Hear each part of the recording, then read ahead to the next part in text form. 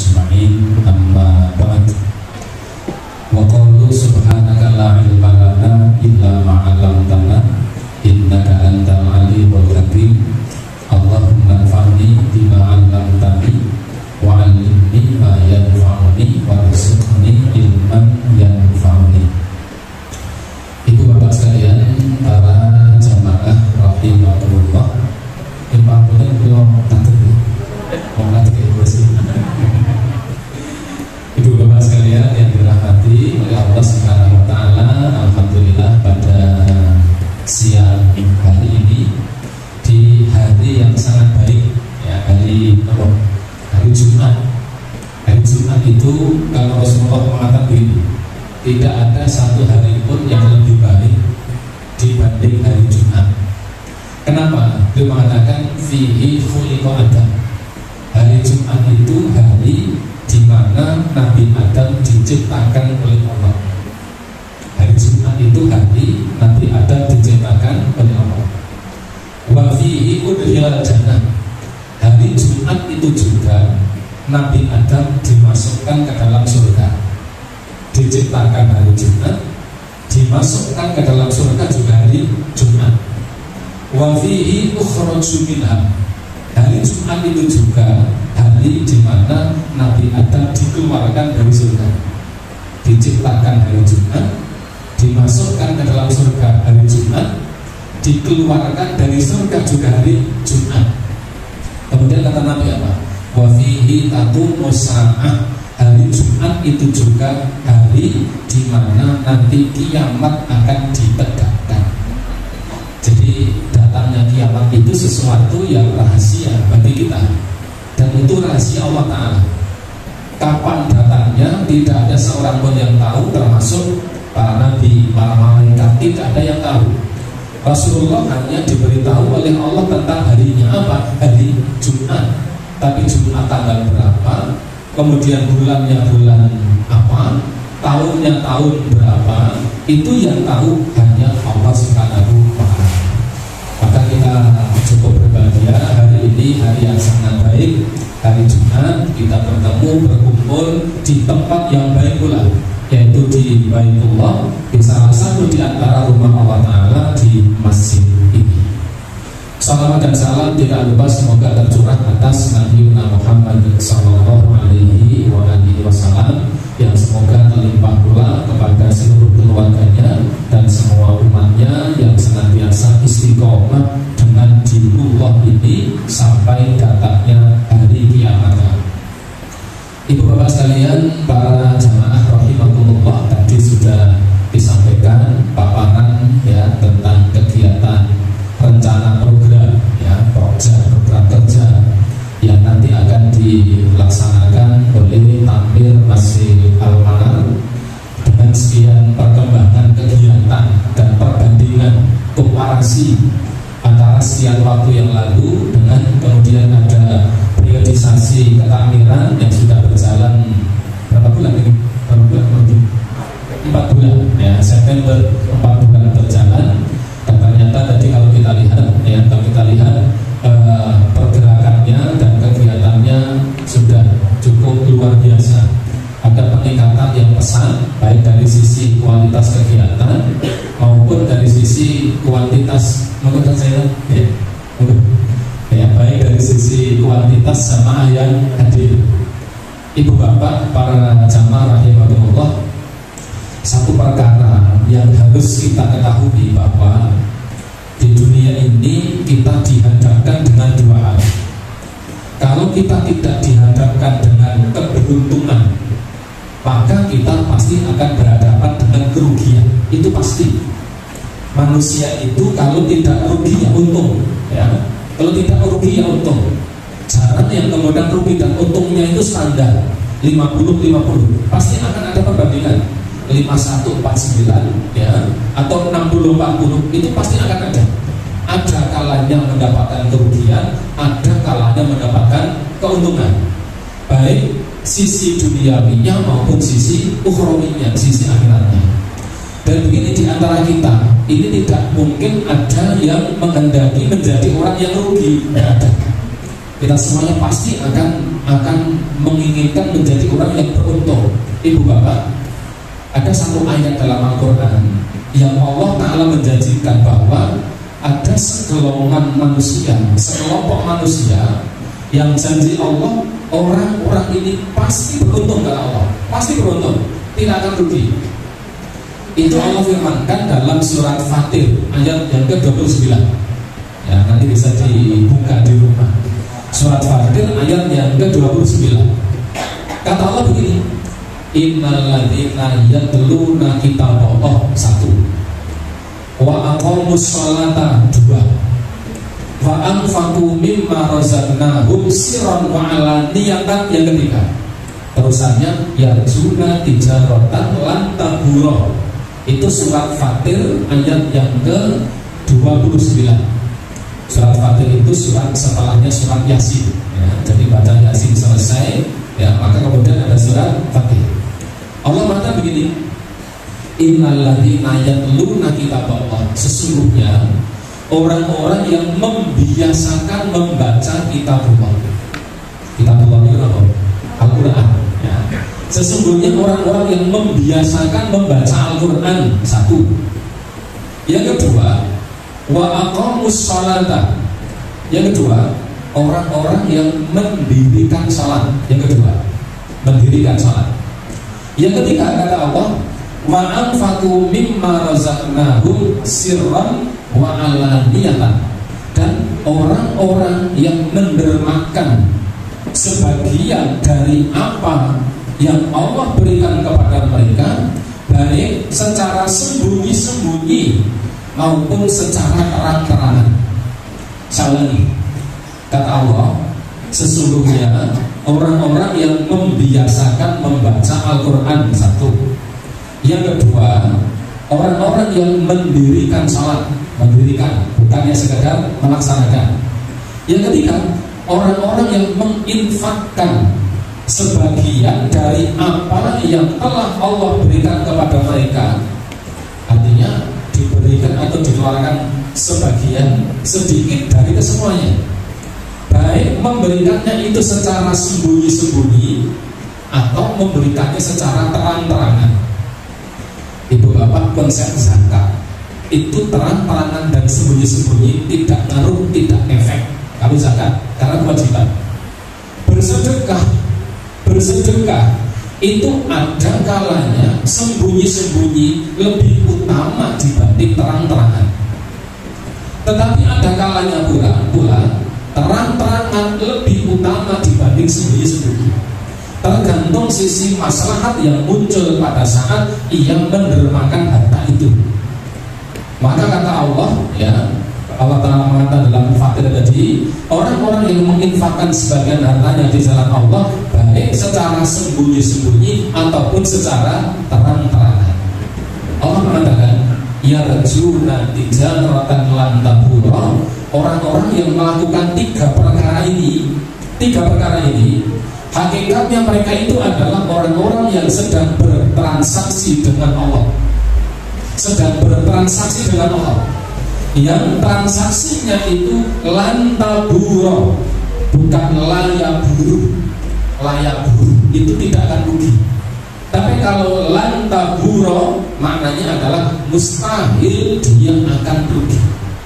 Artinya apa? Pasti beruntung. Siapa? 1, yang membiasakan membaca Al-Quran, tidak ada hari yang dilewati kecuali pasti ada bacaan Al-Quran pada hari ini. Yang pertama. Jadi yang pertama kita, ya, membiasakan jangan sampai ada hari tanpa membaca Al-Quran, ya. Syukur-syukur punya target, ya, one day one juz ke bawah ayat. Dewan ayat itu Habib, Arabung, itu dewan ayat.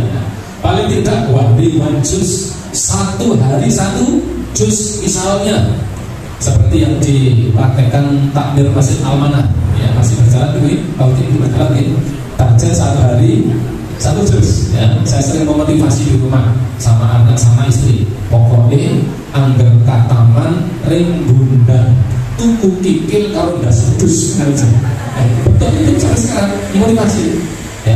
Saya mau istri dulu yang kata karena burung, kapan sisuk, saya kuping, apa ilang, apa potong, gitu. Karena memang kita itu kadang harus dimotivasi.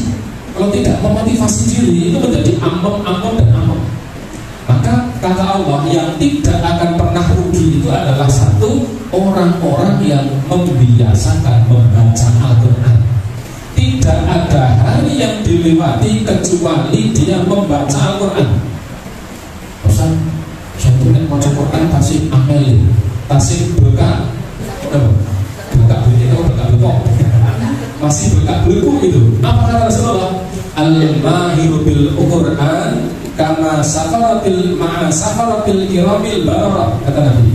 Orang yang mahir dalam membaca Al-Quran, dia mau membacanya, bacaannya bagus, kemudian yang dibaca banyak.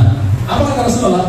Dia akan bersama dengan malaikat Allah yang terdekat, yang bacaannya jos, bacaannya bagus, di rumah yo kebenar, bahasanya juga banyak. Ini kata Nabi, dia akan bersama dengan malaikat yang terdekat. Walladzina, kata Nabi, dan orang-orang yang tahu, orang-orang yang membacanya belek-beleki, pelegak, pelegu, yang bacanya masih gedabelan, susah, yang susah. Di kasih rotan misalnya, bacanya masih susah. Apa kata Nabi? Orang yang seperti ini dia memiliki dua pahala. Pahala yang pertama adalah pahala karena dia mau membacanya. Pahala yang kedua adalah pahala kesusahannya. Jadi susahnya tetap diganjar. Itu yang pertama, ya. Orang-orang yang membiasakan membaca Al-Quran. Yang kedua, ya, kata Allah Ta'ala, wa aqamus sholata. Orang-orang yang mendirikan sholat. Mendirikan sholat itu artinya orang-orang yang melaksanakan sholat dengan tetap menjaga beberapa hal. Pertama, tetap menjaga tata caranya, satu. Yang kedua, melaksanakan sholat dengan tetap menjaga syarat dan rukunnya. Syarat rukunnya jaga, pertama. Yang kedua, tata caranya juga dijaga. Jadi tata caranya dijaga, syarat rukunnya juga dijaga. Yang ketiga, menjaga kekhusyuannya. Nah, ini sih pertanyaannya. Oh, tahiyat mau kadang mau coba Fatihah. Tahiyat itu mau coba Fatihah. Kalingan baca imamnya salam, Al-Fatihah lagi. Maka kita diajarkan apa? Begitu salam kan diperintahkan langsung membaca Astagfirullah, minta ampunan kepada Allah. Sebab salam ini salah kadang-kadang dalam kabar, ya. Maka ketika menjaga kekhusyuannya. Yang keempat, mendirikan sholat itu orang-orang yang melaksanakan sholat tidak hanya menjaga tata caranya, tidak hanya menjaga syarat dan rukunnya, tidak hanya menjaga kekhusyuannya, tetapi juga menjaga waktu-waktunya. Ini sedang diupayakan di Al-Manhal ini 5 waktu selalu dilaksanakan sholat berjamaah yang barangkali dulu jarang ada. Sekalian, mohon maaf, saya kalau hari Selasa, Kamis, Jumat, kami tidak sambil zuhur sering kantor di kantor urusan agama di KUA sini. Dulu saya kalau sholat zuhur ke masjid jamaah. Ya, karena di sini tidak ada sholat berjamaah. Dulu ke sana. Saya sering berpapasan dengan beberapa orang yang juga dulu sama di sana, sekarang sering ke sini. Ya. Tetapi kemudian sering berjalan waktu, sini sudah diadakan sholat berjamaah 5 waktu. Saya senang. Karena apa? Lebih dekat. Sekalipun urusan ganjaran, jadi salahkah itu urusan lain. Ya. Tetapi dalam rangka apa? Dalam rangka menjadikan masjid sebagai tempat untuk melaksanakan ibadah kepada Allah, sholat bersama 5 waktu. Nah, ini yang kedua. Yang ketiga, yang lebih penting ini, Allah mengatakan wa anfaqu mimma razaqnahum sirran wa alaniyatan. Jadi ketika orang yang pasti beruntung itu orang-orang yang mau menginfakkan sebagian dari apa yang telah Allah perintahkan kepada mereka, ya, jadi tidak semuanya. sebagian dari apa yang telah Allah berikan kepada mereka sirran wa alaniyatan, baik dengan cara sirri. Bisa sirri itu apa? Nikah sirri. Sirri itu kalian nikah sirri. Sirri itu sembunyi-sembunyi ya. Orang-orang yang menginfakkan sebagian dari apa yang telah Allah berikan kepada mereka, baik dengan sembunyi-sembunyi, wa alaniyatan, dan atau terang-terangan. Artinya apa? Allah Ta'ala itu ketika seorang hamba menginfakkan hartanya di jalan Allah pada selain zakat, kalau zakat itu sesuatu yang wajib, terang-terangan dan tidak terang-terangan itu tidak ada efeknya karena kewajiban. Seperti salat zuhur, salat 5 waktu itu terang-terangan dan tidak terang-terangan tidak masalah. Sampai itu berapa pamer-pamer kami kelas sekali kamu berbohong. Nah, kewajiban itu ya terang-terangan dan tidak ada masalah dan efek ya. Zakat terang-terangan dan tidak terang-terangan ada masalah. Sedekah ada kalanya seseorang memberikan dengan sembunyi-sembunyi, kadang lebih utama dibandingkan dengan terang-terangan. Tapi kadang ketika seseorang memberikan sedekah sebagian dari harta yang Allah berikan kepada mereka dengan cara terang-terangan, kadang itu lebih baik daripada sembunyi-sembunyi. Tergantung, yang pertama adalah keikhlasannya, yang kedua adalah maslahat yang muncul pada sedekah itu, pada apa yang diberikan Allah kepada orang tersebut. Oleh karena itulah bismillahirrahmanirrahim, ada salah satu hadis yang menurut saya menarik, saya baca dalam riwayat Tirmidzi. Rasulullah mengatakan begini, saya tidak tahu kita masuk di kelompok yang mana. Rasulullah mengatakan innamad dunya li arba'ati nafarin. Dunia ini diperuntukkan oleh Allah bagi 4 golongan manusia. 4 golongan manusia. Artinya dengan kata lain, manusia kaum muslimin yang ada di dunia ini terkait tentang ilmu yang dimilikinya dan harta yang dimiliki. Kita ini kan ilmu gitu kan, dan harta juga kita punya, entah seberapa banyaknya, sangat variatif satu dari yang lain. Tetapi kata Nabi terkait orang mukmin yang tinggal di dunia ini, yang mereka memiliki ilmu, juga diberi oleh Allah harta, hakikatnya terklasifikasi menjadi 4 kelompok. 4 kelompok. Kita yang mana nanti? Yang pertama, Rasulullah mengatakan, abdin razaqahullahu ilman wa malan. Kelompok yang pertama itu adalah kelompok manusia yang diberi oleh Allah Ta'ala ilmu yang luas, pengetahuan ilmu yang luas ya, dan juga Allah berikan kepadanya harta yang banyak. Nah, bahasa Jawanya apa? Wong nih pintar kan begitu, bersugih. Orangnya itu punya pengetahuan agama yang cukup, pengetahuan agamanya luas, sugih banyak. Apa kata Nabi? Rasulullah mengatakan, orang yang seperti ini, dia akan menggunakan hartanya untuk menyambung tali silaturahim. Dia tahu bahwa pada hartanya itu ada bagian bagi Allah dan juga bagi Rasulnya. Orang yang diberi pengetahuan ilmu agama yang cukup, kemudian dia juga kaya, maka orang yang seperti ini dia akan menggunakan hartanya untuk menyambung tali silaturahim. Dia tahu bahwa pada hartanya ada hak untuk Allah, untuk agama Allah, untuk kaum muslimin, sehingga dia menggunakan hartanya sebagaimana yang ia ketahui. Apa kata Nabi? Fahadha bi afdhalil manazil. Yang seperti ini kelompok best of the best-nya kaum muslimin. Yang pertama, sugih pintar. Sugih pintar. Ini kelompok apa? The high class-nya, istilahnya. High class itu apa Islam? High class itu kelas yang wah, kelas tinggi. The first class-nya, kelas yang paling dhuwur. Kenapa? Allah berikan kepadanya pengetahuan agama yang luas dan juga harta harta yang banyak.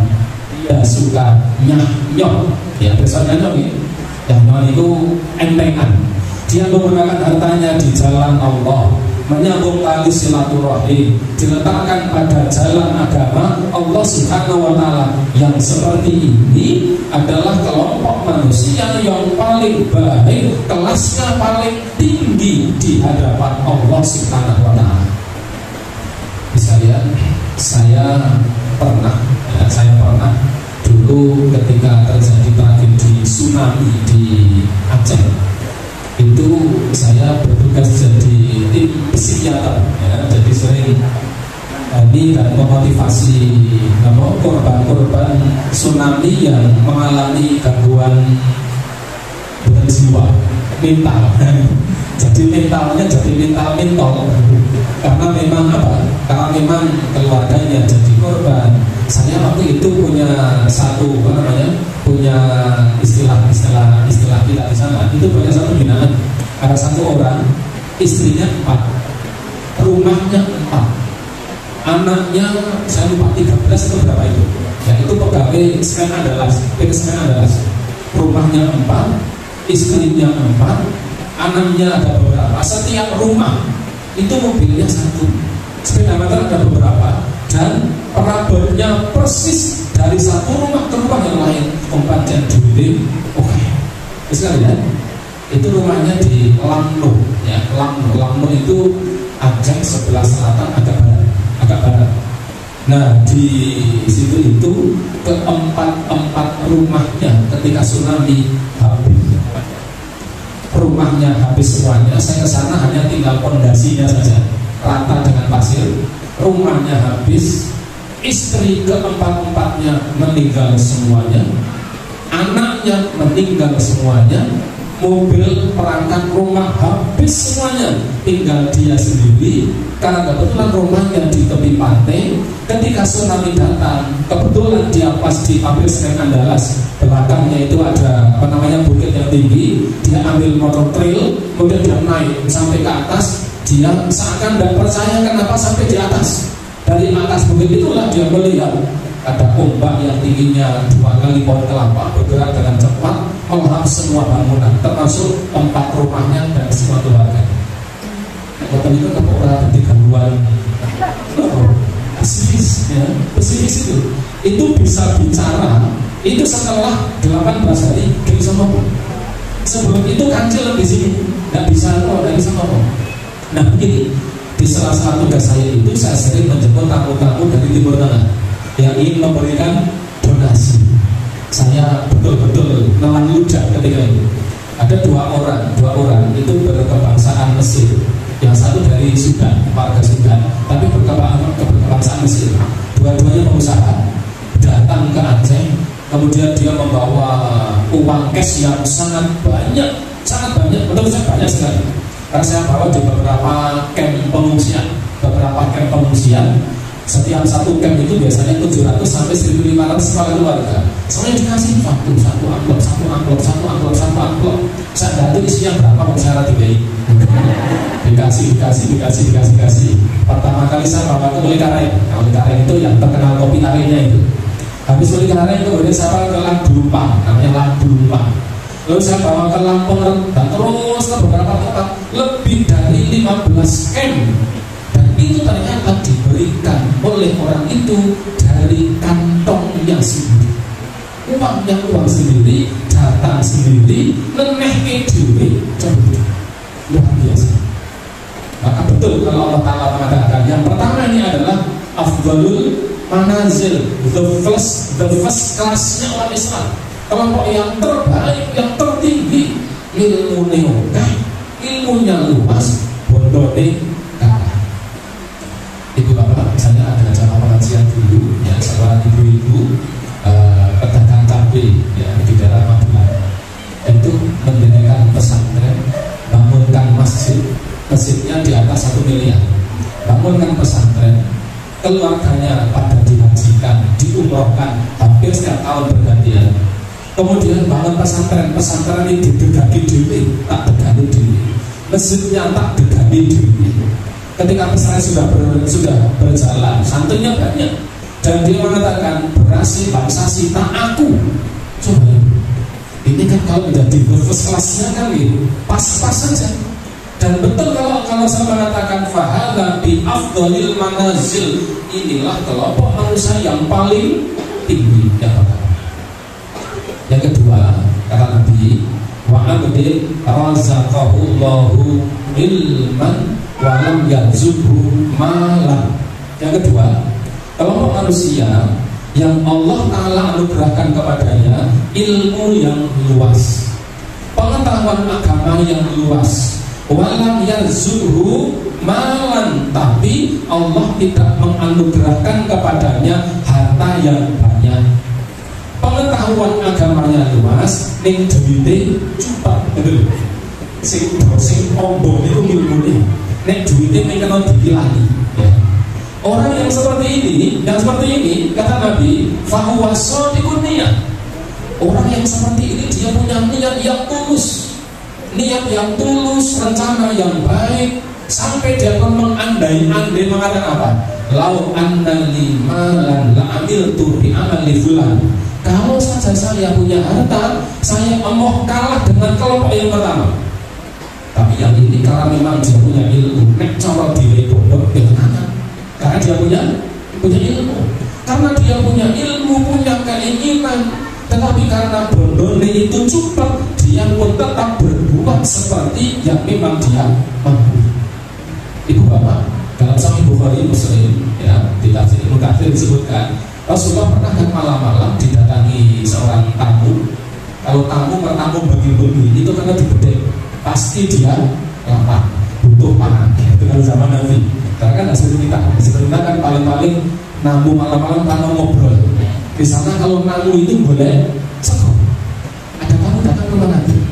Nabi pun ketika tamu datang, dia menemui istrinya. Ya Aisyah, apakah kita masih punya makanan malam ini? Di luar ada tamu. Aisyah menjawab, ya Rasulullah, mau pakai Aisyah, kita tidak punya makanan yang tersisa, habis semuanya, tidak ada lagi. Nabi keluar, menemui beberapa sahabat. Kata Nabi, beberapa sahabat, saya punya tamu di rumah. Kebetulan saya raisan nyuguh. Ini kan sebuahnya kan banyak. Saya raisan nyuguh. Siapa di antara kalian yang mau menjamu tamu saya? Ada sahabat, karena dia punya ilmu betapa utamanya menjamu tamu, tidak berpikir nak mau makin duit apa orang. Karena dia ilmunya luas, dia paham menjamu tamu itu luar biasa keutamaannya. Dia ngaco, saya ya Rasulullah. Tamu itu pun dibawa sahabat dan dibawa ke rumahnya. Sampai ke rumah dia menemui istrinya. Dia katakan di luar ada tamu, itu tamu Rasulullah. Rasulullah ingin menjamunya, tapi kebetulan sudah tidak punya apa-apa. Maka saya bawa ke sini supaya kita bisa menjamunya. Saya orang. Apa kata istrinya? Kita sudah tidak punya makanan kecuali satu piring untuk anak kita kalau nanti dia bangun. Masih punya makanan satu piring untuk anak kita kalau nanti dia bangun. Kata suaminya apa? Berikan saja kepada kamu kita. Kalau anak kita nanti bangun, fanawihim dinina budukan. Ini apa lagi apa? Di apa? Di berapa? Diburu-buru kan tuh soal ada kita nih, ya.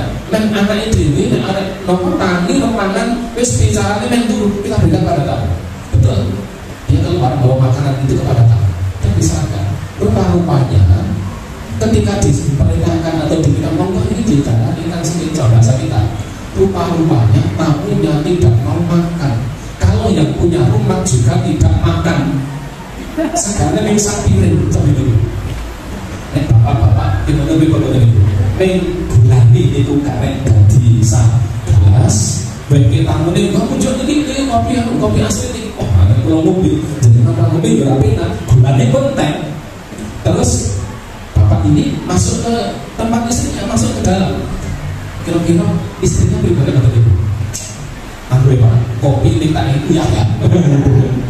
Dan namanya apa ini? Perempuan ini istrinya aja bilang itu saja. Lampu yang di luar bawa masuk. Terus dia keluar, minta izin pada tamunya, lampu ini tak bersih ya, setir barang bawa masuk.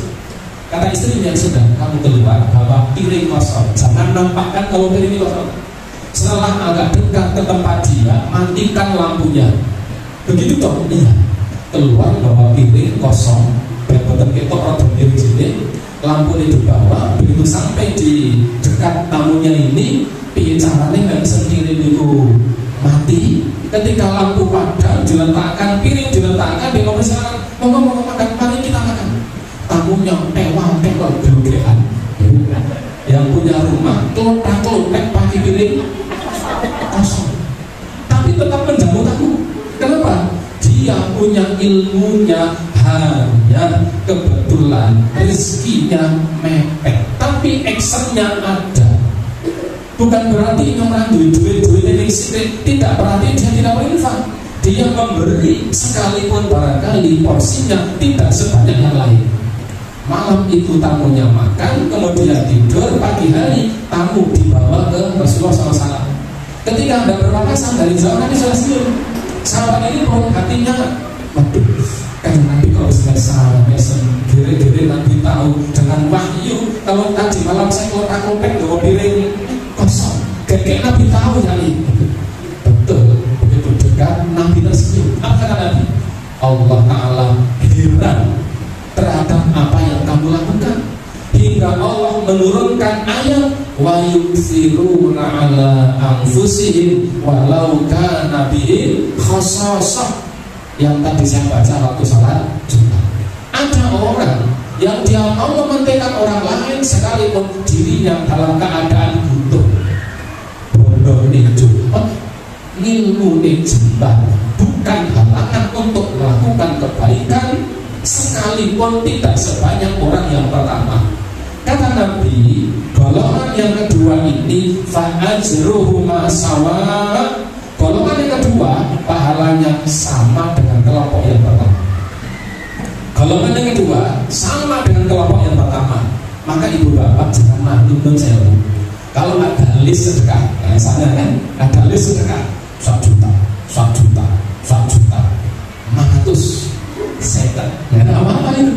Saya itu sekatnya, Islami dapat. Kenapa? Pahala yang Allah Ta'ala berikan bukan karena besarnya, tetapi karena kesungguhan kita. Dan Allah tahu berapa sebenarnya kita punya kemampuan dalam menginfakkan harta di jalan Allah. Kemampuannya 500, nulis itu misalnya seket, Allah Maha. Nah, kalau yang kedua ini sekalipun derajatnya berbeda, tetapi apa pahalanya?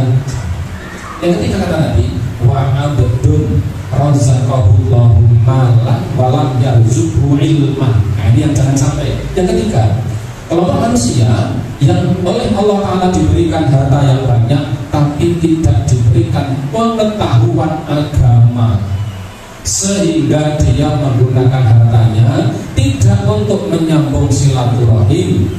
Dia tidak tahu bahwa hartanya ada hak untuk Allah, untuk orang miskin, untuk masjid, untuk sabilillah. Dia punya pemahaman bondoku yo bondoku sakarote aku.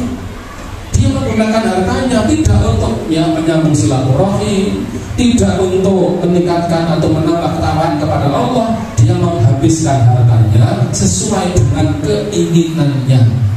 Kelompok yang ketiga ini kata Nabi, sekalipun kaya raya, fahala bi ahdathil manazil.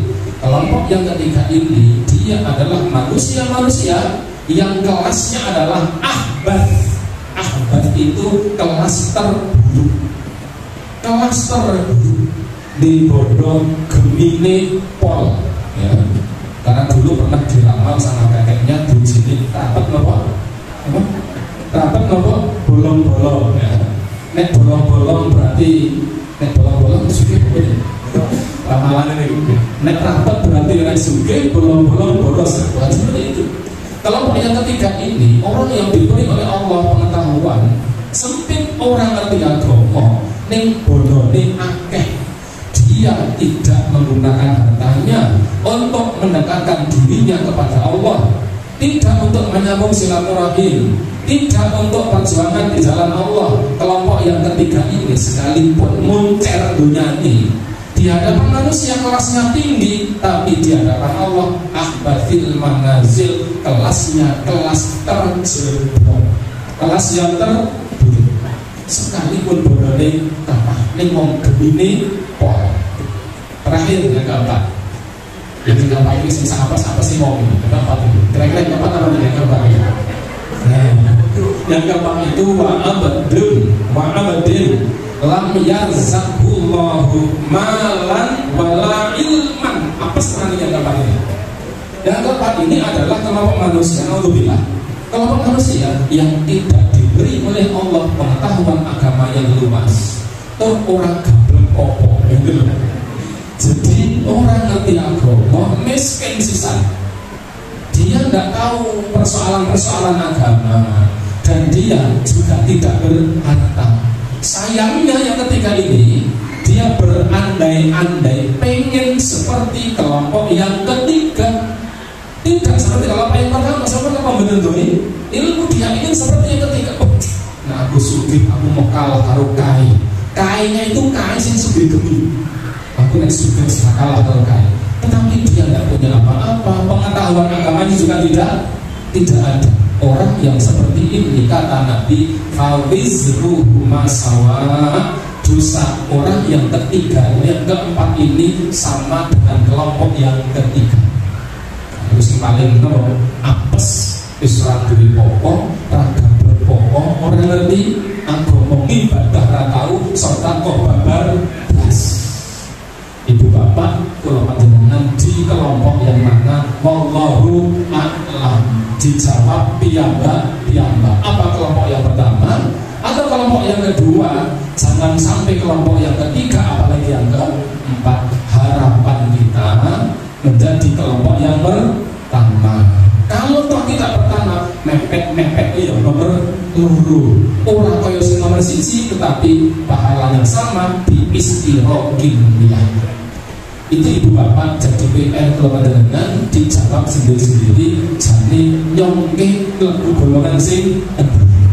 Setelah menjadi pemikiran seperti itu, nah masjid ini ada ladang bagi kurolan panjenengan untuk memindah kelas dari kelas yang keempat atau kelas yang ketiga, minimal menjadi kelas yang kedua, syukur menjadi kelas yang pertama. Sebab tiga-tiganya ada di sini. Tadi kita sampaikan, yang paling beruntung itu adalah satu, membiasakan membaca Al-Quran di masjid ini ada. Yang kedua, mendirikan sholat di masjid ini ada.